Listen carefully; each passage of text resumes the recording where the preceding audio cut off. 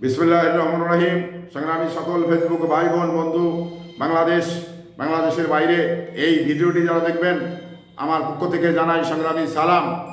অর্থনীতিবিদ আজকে একটি মূল্যবান কথা বলেছেন, কারণ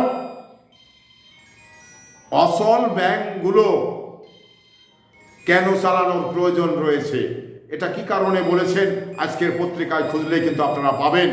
সে বিষয়টি হলো এই যে অনেক ব্যাংকগুলো কিন্তু দেউলিয়া হয়ে গেছে, তাদের অর্থ নেই, ব্যাংকগুলো প্রায় বন্ধ হতে চলেছে। এই অবস্থায় এই বাংলাদেশ ব্যাংকের টাকা ছাপিয়ে তাদের চালানোর কি প্রয়োজন, কারণ তারা তো দেউলিয়া হয়ে গেছে। এই দেউলিয়া হয়ে যাওয়ার ব্যাংকগুলো আবারও তাকে সচল করতে হবে, এটা তো একটা ভালো দিক না। তাই অর্থনীতিবিদ মনসুর রহমান বলেছেন। তো আমার কথা হলো যে ব্যাংকগুলো তো দেউলিয়া হয়ে গেছে, আমরা কিন্তু অনেকাংশে অনেক ব্যাংকগুলো কিন্তু দেউলিয়া হয়েছে, এটা কিন্তু আপনার আশেপাশের শহরে গেলেই আপনারা বুঝতে পারবেন যে দেউলিয়া হয়ে গেছে। কারণ এই দেউলিয়ায় বাংলাদেশের টাকাগুলো তো নেই, বাংলাদেশের টাকাগুলো তো এই যে যারা ক্ষমতায় ছিল তারা কিন্তু বিদেশে পাচার করেছে। এই কারণেই এই ব্যাংকগুলো কিন্তু দেউলিয়া হয়ে গিয়েছে।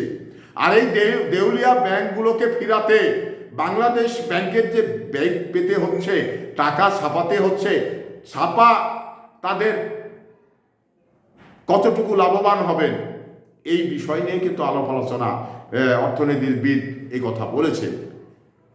তো আমার প্রশ্ন হলো যে বাংলাদেশের অর্থ বিদেশে নিয়ে গেছে লুটপাট করে, সেখানে তো আপনার বিতর্ক হবেই, ব্যাংকগুলো তো দেউলিয়া হবেই। কারণ ক্ষমতার একটি ব্যাপার রয়েছে, ক্ষমতায় থাকলে কেউ কোনোটা দিতে না চাইলেও ক্ষমতার কারণে কিন্তু নিয়ে নেন।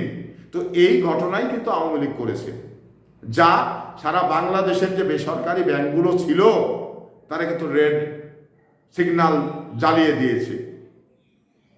তাদের আর কিন্তু এই জনগণের টাকা দিতে পারছে না, ব্যাংকগুলো সচল রাখতে পারছে না, একেবারে অচলের পথে পড়ে গেছে।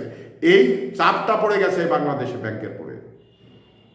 আর এই বাংলাদেশ ব্যাংক এগুলো সচল রাখতে গিয়ে টাকা ছাপিয়ে তাদের দিতে হবে, দিলে আবার সচল হবে। তো এই যে এই বিষয়গুলো, এটা তো অর্থনীতিবিদ যেটা বলেছেন এটা তো আসলে সঠিক কথা বলেছেন, যে অচল ব্যাংকগুলো আবার সচল করার কি প্রয়োজন, যারা অচল হয়ে গেছে অর্থ নাই, টাকা নেই, বাংলাদেশ এই অবস্থায় কিভাবে এগুলো মেকাজিন করবে, কিভাবে এই এতগুলো ব্যাংকে সচল করবে। এই যে নানান যে বিষয়, আসলে মূল যে বিষয়টা সেটা হলো যে আমার দেশের যে অর্থগুলো, আমার দেশের যে টাকাগুলো, এগুলো তো বিদেশে পাচার হয়ে গেছে, যার কারণে আজকে আমাদের এই ঘটনাটি ঘটছে। আর এই ঘটনা ঘটার কারণেই আমাদের এই বাংলাদেশ ব্যাংকে এত বেগ পেতে হচ্ছে। তো সংগ্রামী উপস্থিতি, এই আশা ব্যক্ত করে বিদায় নিচ্ছি। আসসালামু আলাইকুম।